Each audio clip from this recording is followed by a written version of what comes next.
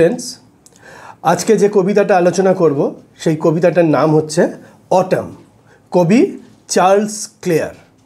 Charles Clare एकजन British कवि।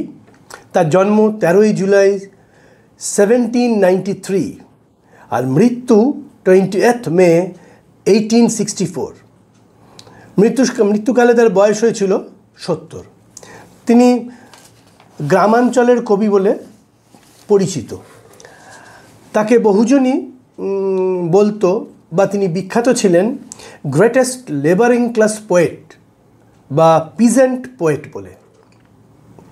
तार आरो अन्यान्य कविता आछे। এই অটম কবিতাটি ছাড়াও তার ফার্স্ট লাভ বলে একটা কবিতা আছে, নাইট উইন্ড বলে একটা কবিতা আছে, স্নো স্টর্ম বলে একটা কবিতা আছে, এরকম আরও বেশ কিছু কবিতা আছে। এবং তার কবিতার সব কবিতারই বিষয়বস্তু হচ্ছে মূলত গ্রাম, গ্রামের সৌন্দর্য, বিশদভাবে গ্রামের বর্ণনা। এবং তার পর্যবেক্ষণ এত ভালো ছিল যে গ্রামের কোনো ছোট ছোট বিষয়ও তার চোখ এড়ায়নি। তার কবিতার মধ্যে গ্রামের প্রতিটা জিনিসের বর্ণনা বারবার ঘুরে ঘুরে এসছে। আর অটাম প্রসঙ্গে আরেকটা কথা আমাদের বলে রাখা উচিত যে অটাম নিয়ে কিন্তু আরেকটি বিখ্যাত কবিতা আছে জন কিটসের, ওড টু অটাম। যাই হোক, সেটা আমাদের আজকে আলোচ্য কবিতা নয়। আমাদের আজকের যে আলোচ্য কবিতা তার নাম হচ্ছে অটাম। অটাম একটা 24 লাইনের কবিতা। 24 লাইনের কবিতা কিন্তু ভাগ করা আছে 4টে স্ট্যাঞ্জায়। একটা স্ট্যাঞ্জায় 6টা করে লাইন আছে। এবার এই প্রসঙ্গে একটা কথা বলে রাখা উচিত আমাদের, যে কবিতায় আমরা যখন কবিতা পড়ি, যখন দুটো লাইন একসঙ্গে লেখা হয় বা আমরা দেখি তাকে বলা হয় কাপলেট। যখন 4টে লাইন একসঙ্গে থাকে তাকে আমরা বলি কোয়াট্রেন। যখন 6টা লাইন একসঙ্গে থাকে তাকে বলি সেস্টেট। যখন 8টা লাইন একসঙ্গে থাকে একটা স্ট্যাঞ্জায় লিখি তাকে বলে অক্টেভ। তা এইখানে এই কবিতাতে 6টা লাইনে 4টে কবিতা, তার মানে 4টে সেস্টেট আছে। এই 4টে সেস্টেট খুব সুন্দরভাবে সাজিয়েছেন জন ক্লেয়ার। তার সাজানোর মধ্যে কোনো ত্রুটি খুঁজে পাওয়া যায় না প্রায়। এবং কবিতার পড়ার ক্ষেত্রে আরেকটা জিনিস আমরা আলোচনা করি সব সময়, সেটা হচ্ছে তার রাইমিং স্কিম বা রাইমিং প্যাটার্ন। রাইমিং স্কিম বা রাইমিং প্যাটার্নের বাংলায় বলতে গেলে বাংলা শব্দ হচ্ছে কবিতার বিন্যাস বা ছন্দ। এটা কিন্তু কবিতাকে আকর্ষণীয় করে তোলে, পড়তে সুবিধা হয়। একজন রিডার যখন কবিতাটা পড়ছে সে তখন ছন্দটা যদি আকর্ষণীয় হয় তার পড়তেও ভাল লাগে। তার ছন্দ বাদ দিয়েও কবিতা হয়, গদ্য কবিতা আছে, সেগুলো সেই সব গদ্য কবিতাও যথেষ্ট জনপ্রিয়, কিন্তু ছন্দের কবিতাগুলো পড়তে একটু বেশি ভালো লাগে। এবার অটাম কবিতাটার ক্ষেত্রে ছন্দের মিলটা যদি আমরা দেখতে যাই, দেখব প্রথম, যেহেতু বললাম সেস্টেট, প্রথম সেস্টেটের প্রথম লাইনের সঙ্গে তৃতীয় লাইনের মিল আছে, যেমন শেক্সের সঙ্গে টেক্স। আবার দ্বিতীয় লাইনের সঙ্গে ডের সঙ্গে অ্যাওয়ে। আর পঞ্চম লাইন পেনের সঙ্গে ষষ্ঠ লাইন লেন। এটাকে আমরা কিভাবে বর্ণনা করব?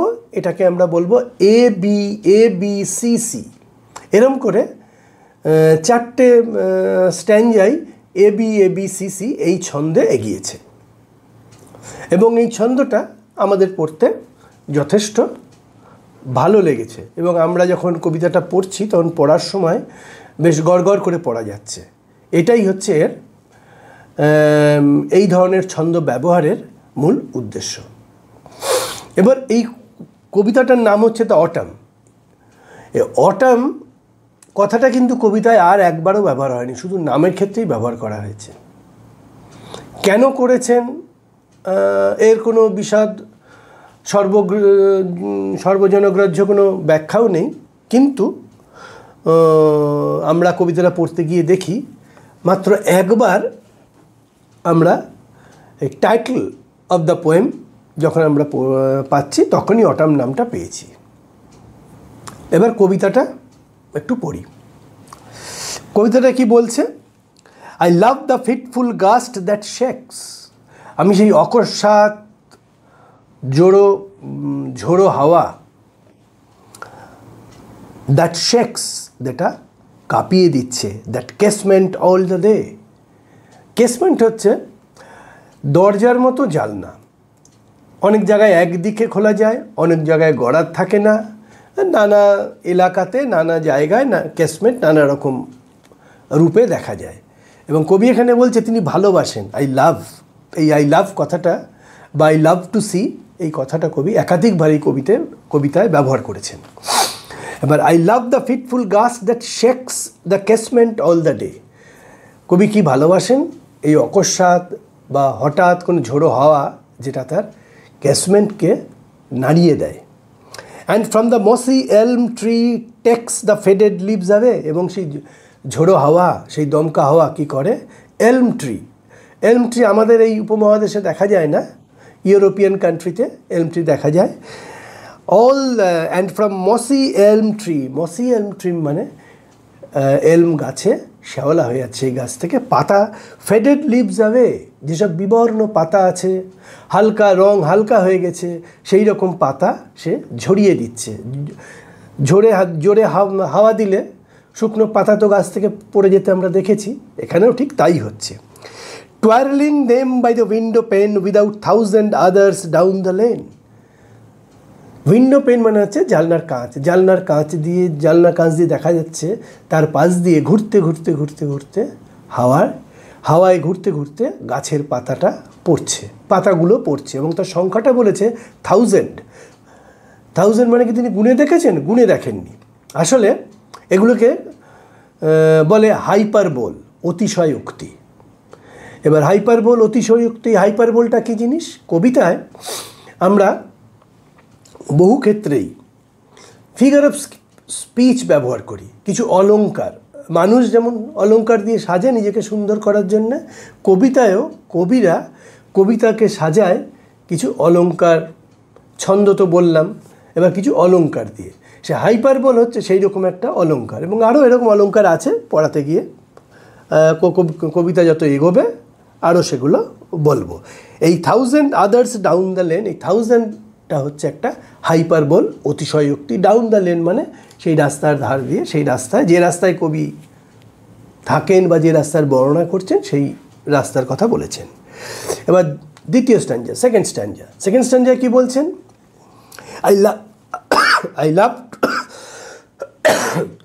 I love to see the shaking twig, আমি দেখতে ভালোবাসি। কি দেখতে ভালোবাসি? শেকিং টুইগস। টুইগ হচ্ছে সবুজ রঙের যে নরম ডালগুলো গাছের, সেইগুলো কাঁপছে, দমকা হাওয়ায় সেইগুলো কাঁপছে। Dance till the shut of the eve, এবং সন্ধে যতক্ষণ না নেমে আসছে ততক্ষণ তারা নিচে চলেছে। এই যে নাচ, এইগুলো হচ্ছে আরেকটা ফিগার অফ স্পিচ। প্রকৃতি নাচছে, প্রকৃতি তো অপ্রাণীবাচক, এবং প্রাণীবাচক বস্তু যেমন আচরণ করে সেরকম ডান্স কাদের সঙ্গে সম্পর্কিত? মানুষ। তো যেগুলো অপ্রাণীবাচক, প্রাণীবাচকের মতো কাজ করে, সেই সব বর্ণনাগুলোকে, মানে যে বর্ণনায় অপ্রাণীবাচক প্রাণীবাচকের মতো কাজ করে সেগুলোকে বলা হয় পার্সনিফিকেশন। এখানে একটা আমরা পার্সনিফিকেশন পাচ্ছি। Dance till the shut of the eve. তারপরে কি বলছে? The sparrow on the cottage rig, কী করছে? চড়াই পাখি দেখতে পাচ্ছে। কটেজ রিগ, কটেজ মানে হচ্ছে কুটির, রিগ হচ্ছে আমরা যেটা চারচালা কুটির ভাবি, তার যে ঘরের বাইরের যে বারান্দা অংশ, সেই অংশটাকে বলে রিগ। সেই রিগে চড়াই পাখি এসে বসেছে। কি করছে? Whose cheep could make believe, তারা কিচিরমিচির করে ডাকছে। এই যে কিচিরমিচির করে ডাকা, একে বলে সাউন্ড ওয়ার্ডস বা অনোমোটোপিয়া, অনোমোটোপোইক ওয়ার্ডস বলে এগুলোকে। এই অনোমোটোপোইক ওয়ার্ডসও আমরা এখানে দেখতে পাচ্ছি। That spring was just now flirting by, বসন্ত এমন একটা ভান করছে যেন সে চলে যাচ্ছে। ভান করছে না, আসলে যাব না, যা প্রকৃতি এমন, প্রকৃতির পরিবেশ এমন,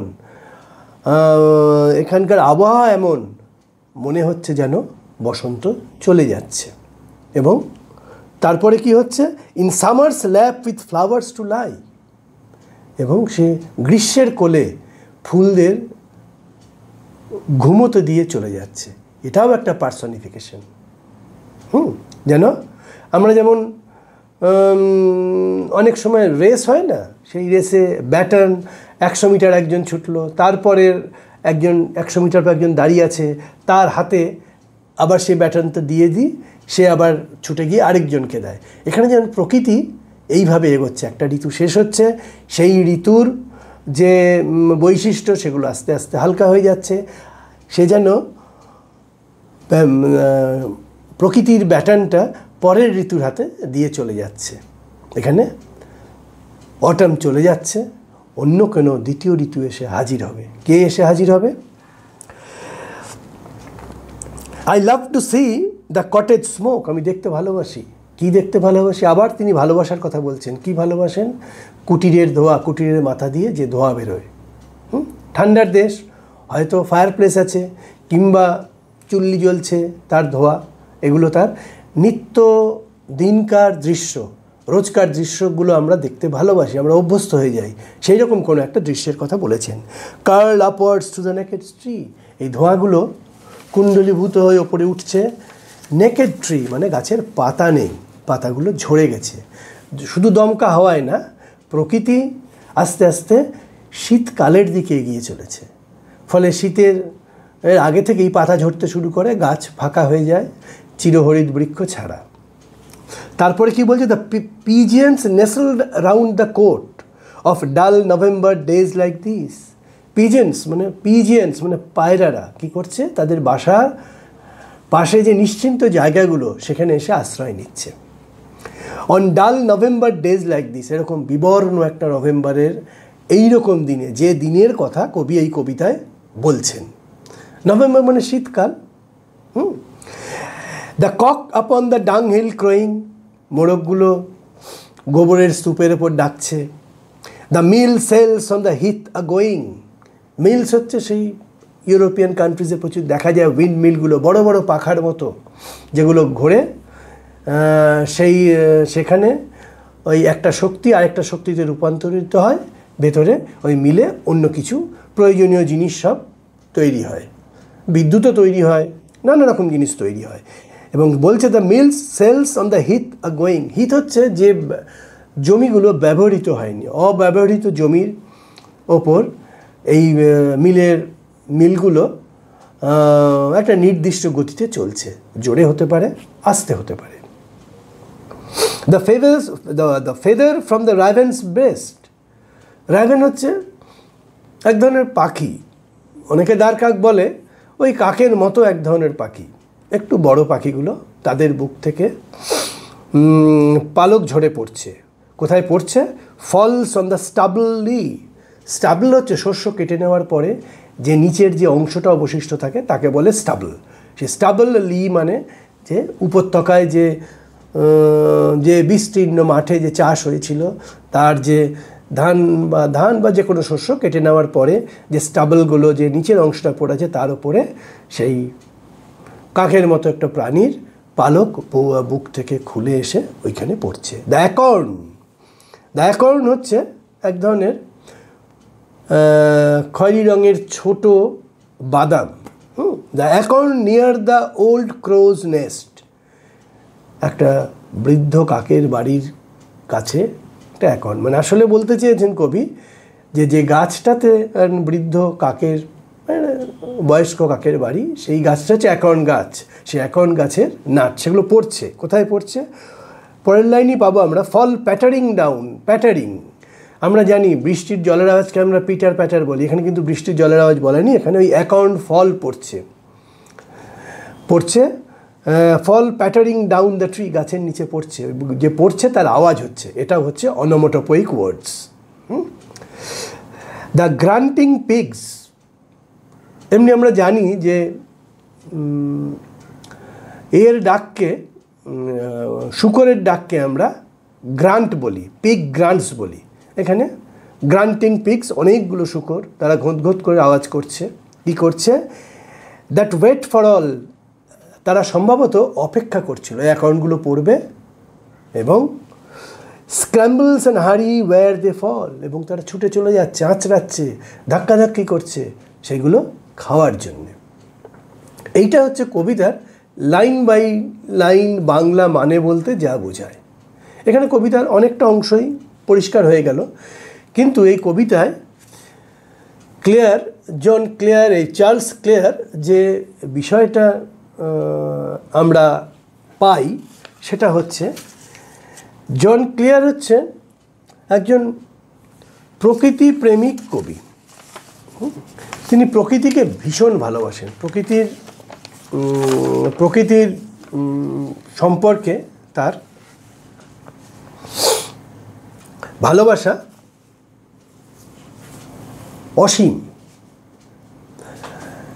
মানে এক কথায় বলতে গেলে বোঝায় রোমান্টিক।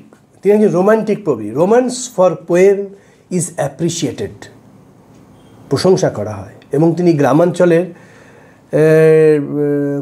আলোচনার প্রথমে আমি কবিতাটা বলার প্রথমে বললাম যে গ্রামাঞ্চলের কোনো ছোট জিনিস, মানে প্রকৃতির যা প্রকৃতিকে সুন্দর করে তুলেছে সেই জিনিস কিচ্ছু তার চোখ এড়ায়নি। তিনি প্রতিটা জিনিস, প্রতিটা জিনিসকে তিনি নিখুঁতভাবে এঁকেছেন। কে বলে he draws a pen picture of the autumn in the countryside. এই কবিতায় এটা he draws a pen picture of autumn in the countryside. গ্রামের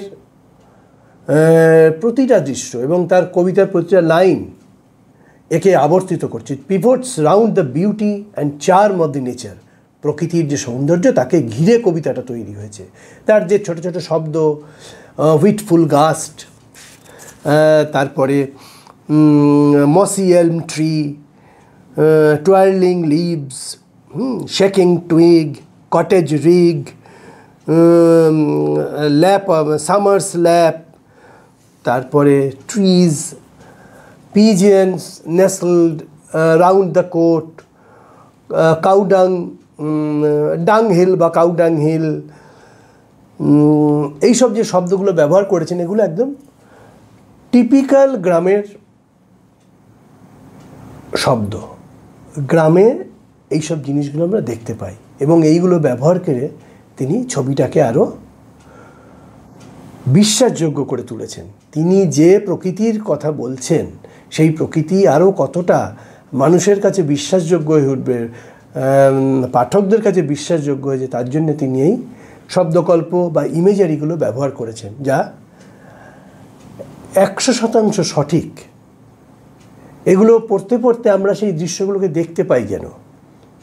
এবং তার যে মাস্টারি এইখানেই, his mastery lies here. He helps us to visualize the picture of the autumn in a countryside. এবং এই কবিতায় এই যে শব্দগুলো ব্যবহার, এই যে ছন্দ, এগুলোর ফলে যেটা হয়েছে আমাদের একটা কবিতার প্রতি আকর্ষণ বেড়েছে।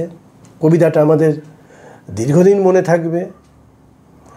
এবার শুধু শুধু তো একটা কবিতা মনে রাখা সম্ভব না, তার কিছু বৈশিষ্ট্য দরকার। তার বৈশিষ্ট্যের মধ্যে তার ছন্দ রয়েছে, অলঙ্কারগুলো রয়েছে, শব্দকল্পগুলো রয়েছে, এবং যে বিষয়গুলো তিনি অবতারণা করেছেন সেগুলো সত্যি অসাধারণ। এখানে আমরা বারবার পাই his keenness, his likeness for nature. এখানে আমরা অটামের জন্য পাচ্ছি। এবার উনি অন্যান্য যেসব কবিতা লিখেছেন সেখানে প্রকৃতির যে রূপ তিনি বর্ণনা করেছেন সেইগুলোর প্রতি তার কিননেস আমরা পেয়েছি। এবং এখানে একটা সুন্দর ট্রানজিশন পাচ্ছি আমরা, একটা ঋতু আরেকটা ঋতুর দিকে এগিয়ে যাচ্ছে, এবং সেটা বর্ণনা করার ক্ষেত্রে তিনি যে শব্দগুলো ব্যবহার করেছেন সেগুলো অসাধারণ। এখানে আমাদের বলতেই হবে যে চার্লস ক্লেয়ার কোনো কার্পণ্য করেননি। তিনি অটামকে তার কাছে তার ভাণ্ডারে যা শব্দ ছিল সেই শব্দ দিয়ে তিনি সাজিয়ে তুলেছেন। এই কবিতার যদি ওয়ান লাইনার কিছু একটা বলি, যে এই কবিতাটাকে এক লাইনে বর্ণনা করো, তাহলে আমাকে বলতে হবে this is a poem of nature, natural aspect and natural phenomena, and the season is autumn, and poet leaves no stone unturned to express the beauty and charm of mesmerizing autumn.